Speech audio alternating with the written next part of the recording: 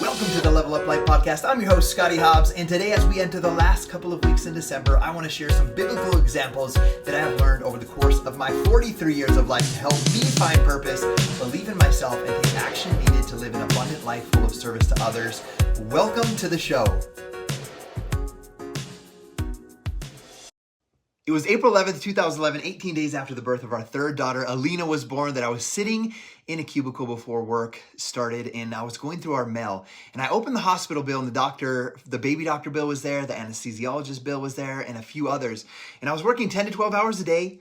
Gabby was working every night, but she was home with this new baby, and we had to make a decision. Does she go back to work? Do I get another job? Do we pay more for a babysitter for 3 kids now versus the 2 that we had before? And I remember this day as if it was yesterday.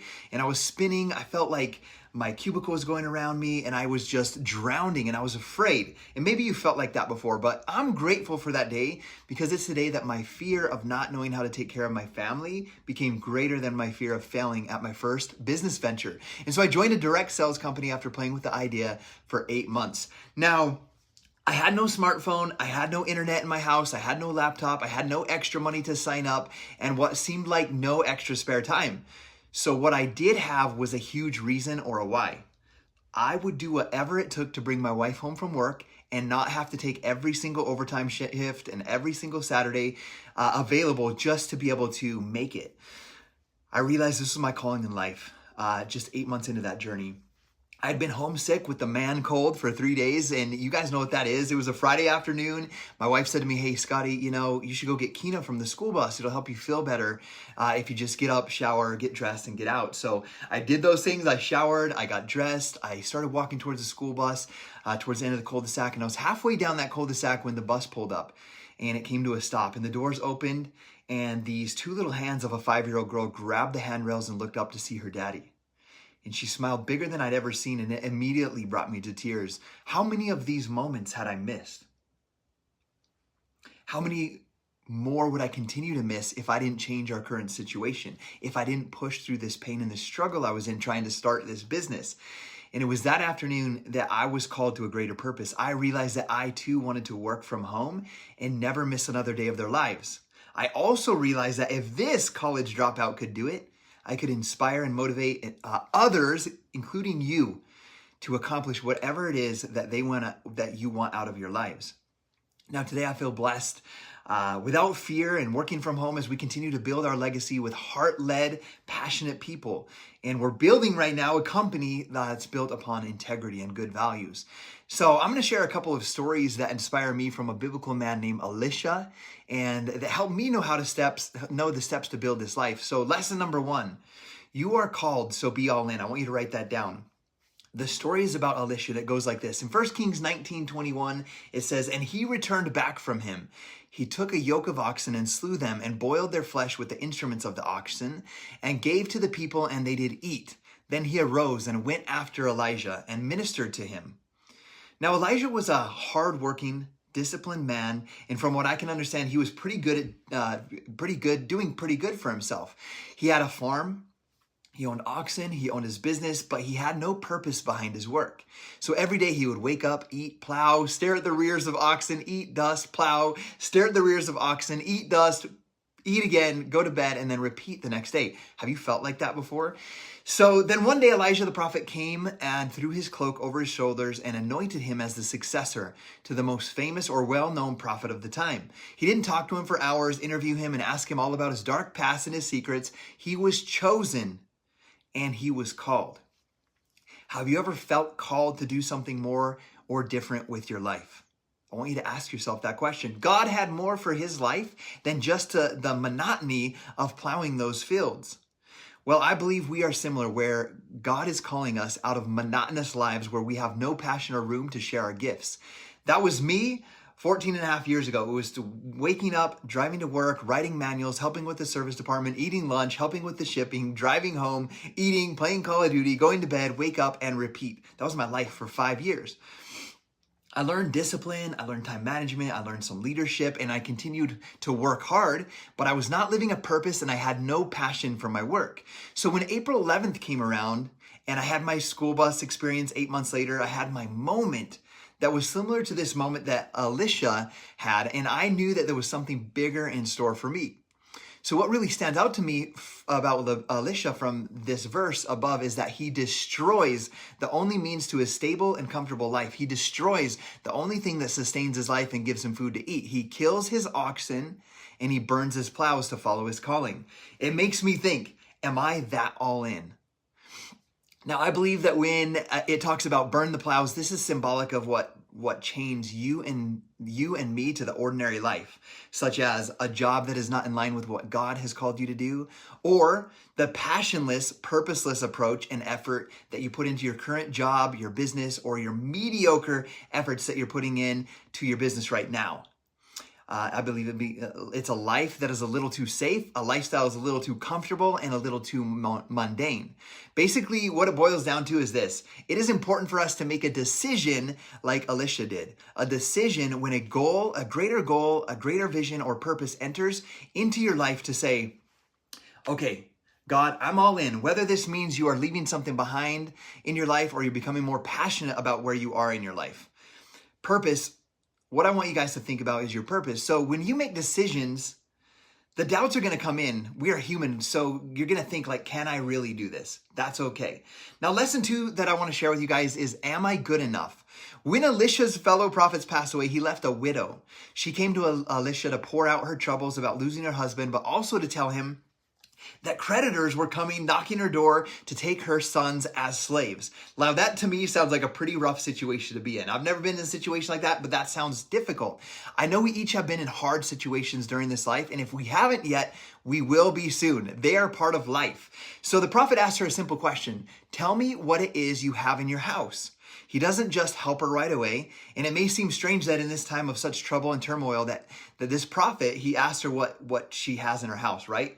Well, she responds with saying, your servant has nothing there at all except a little oil. It turns out that a little oil was all that was needed. That's all that she needed.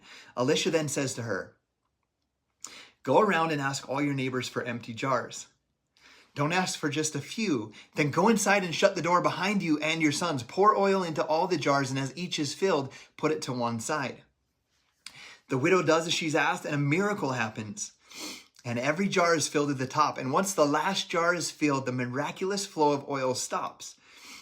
She then goes back to report to Elisha and he tells her to sell the oil and repay her debts.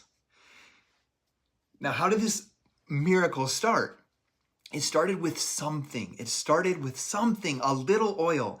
Sometimes in life we have huge goals, right? And I know that I did, and the inside conversation that I was having with myself at that time, and you might be having that, is I didn't have enough. You might be thinking this, enough people skills. I don't have enough followers, enough marketing skills, enough time, enough belief in myself. So it's kind of like what the widow said, your servant has nothing here at all. That is how I felt. You might be feeling that too. So we often tend to focus on what we don't have. Like this widow, she didn't have anything except a little oil, but that little oil was a vessel for an extraordinary miracle. Now, I want you to realize that oftentimes we all excuse ourselves from going after our purpose, our goals, our dreams, because we tend to believe that we don't have enough for God to work with. We feel inadequate. We feel like we have a lack of training. We're in a dead leg. We're in the wrong company. We have the wrong upline. We have the awkward people skills. We're introverted. We don't have enough time. We're too late. All of these things, right? That list can go on and on. Are you with me? I'm speaking to some of your thoughts and doubts and insecurities. I know that I am because I face those as well. One of the enemy's most efficient strategies is to get you to focus on what you do not have, what you used to have, or someone else that has what you wish you had. This keeps you from saying, what can you do with what I have?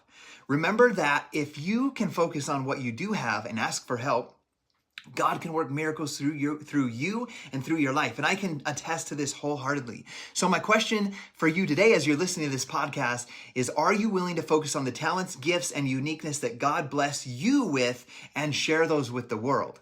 Okay, number 3, how do I hit goals in my life? We're going to use another example. So we all want to know how to achieve goals, right? We all want something bigger and greater out of our lives. We have goals and visions, but how come we want it? We all want that until we have to start working. Or as I will share with you today, we have to start digging. I'm going to tell you the story about when God delivers his people, delivers Moab to his people. So Elisha, the same prophet, tells the kings that the water will flow from Edom by tomorrow morning. Their armies and their animals will no longer be thirsty. Their prayers will be answered. So they've been going through this drought and this struggle. But here's the thing. Elisha tells the king that they must take action. Make the valley full of ditches. That's what he says. So most people, including the king, would say, why would we build a ditch when there's no water or no rain in the forecast? It's been this way for so long. You see, this is how faith works. When God gives you a sign or an answer, the only way to act is in faith and with massive action and works. So the king wanted an answer or a solution from this prophet Elisha, but instead from Elisha, he got a work order. Go get your men, pick up a shovel and start digging. It would have been nice, right, if they could have just woke up in abundance thinking, hydration, and positive thinking of water-based positive thoughts, maybe some visualization exercises to see the water abundantly flowing into their life, and then boom, water's there and they're saved. This is not how God operates at all. God works in a way such as, if you really believe that I can bring you the promise, show me that you believe by faith. Do your part and I will be faithful in giving you the promises. Now that night, if you know the story, the entire nation pitched in and they dug all night long. The next morning, the water arrived and the ditches were filled with water. The armies, the animals were refreshed and they were able to overtake the Moabites. So it's a beautiful story. Only God can send the rain, but he expects you to dig the ditches. Like I mentioned, we all want something greater in our life until we have to start digging. You have to get out of that mentality. I mean, picture the work. Pitch dark, hard dirt, nothing but a few words from a preacher, no water, you're thirsty. God expects us to grab the shovel, but this does not mean we have to do all of the work. God will bring the rain and our job is to shovel the ditches. It was a major sacrifice for the people in the army to stay up all night digging those ditches all over the valley. But is it really a sacrifice when God is asking you to do it in order to bring you more abundance and blessings into your life so you can serve at a higher level? Here are the questions I want you to ask. Number one, do you have enough faith to dig a ditch even if you can't see any wind, rain, storms coming in the forecast? It can be a lonely challenge at times with nobody supporting you or telling you that you're doing the right thing. Number two, what small steps and practices are you being asked to do? Those would be your KPIs, your key income producing activities. Remember that you can't expect God to entrust you with a big dream or goal if you aren't willing to take the actions or grow into the person for that blessing. I want you each to think about your daily actions as ditches. If you really believe that God is abundant and wants to bless your life, we need to be digging all kinds of ditches. Realize that when the rain comes in the future, you have to have done the work prior, like these guys did throughout the night. I think about that as I launch my new business. I've been digging ditches. I want you to think, dig ditches. We can dig our ditches with every means possible. Your words, your prayers, expectations, thoughts, relationships, and daily actions. So what are these daily actions? For you, if you're building a business, identify your KPIs, your key income producing activities. How many of you have goals to make a huge impact, but maybe you're missing out on the opportunity because the small, simple things that you are asked to do don't seem great enough to really make a difference? So you're not doing them. Do you have too much pride to go out and make a real difference in the lives of others? I want to tell you about a man named Naaman. Maybe you've heard of Naaman before. I love this story. So from what I understand, Naaman was a huge man of influence. And so when he came down with leprosy, this was a huge deal. It would have been all over social media if social media was around in those days. Leprosy was an incurable skin disease that led to disfigurement. Lepers were quarantined to die alone. This man of influence hears about Elisha, the prophet, and he figures, if there's a shot at being cured, this is my shot. This is it. So this is the point in his life that we begin to see that he has another problem that may be greater than leprosy. It's his pride. From what I can read, it's eating up his inside faster than the disease is consuming his flesh on the outside. Naaman shows up at Elisha's home with horses, chariots, servants, gold, silver, 10 sets of clothing, and gifts to give to the prophet for his service. Naaman is surprised when he stopped at the door, and I believe Naaman is thrown back at this thought, and assuming that if Elisha hears that this great man with many gifts and influence is at the door, he will be treated like a king. And instead, Elisha sent a messenger with instructions. He said, go and wash yourself 7 times in the Jordan, and your flesh will be restored and you will be cleansed. Guys, this is an incurable disease. You would think that he would be pumped, ecstatic at the news on how to rid himself of this disease. But when he hears the news, Naaman flies into a rage, and he assumes I assume that these could be his thoughts. Dip myself in that filthy excuse of a river? I would have dipped myself in a river back home. There are much cleaner and purer waters than this river for a man of great influence like myself. That's what I assume he would say. He was apparently willing to do anything to be cleansed except for to dip himself in that river. I believe, though, that he is much like many of us at times. I will extend my love to anybody except that person. I'm willing to forgive anything except that offense. I'm willing to go anywhere except for that place. I'm willing to do anything to provide for my family, but not that type of business. I believe that God doesn't ask us to do certain things that we feel are below us because it's a punishment, but rather because he loves us. He does it to test our faith and to test our obedience. It's when God asks us to do humbling things that we can recognize our pride. This great man is about to miss out on a miracle because of that pride. And in this story, Naaman is too great for his own well-being. As he storms away in anger from Elisha's house, one of his servants asks this powerful question that I believe we can apply to many aspects of our life.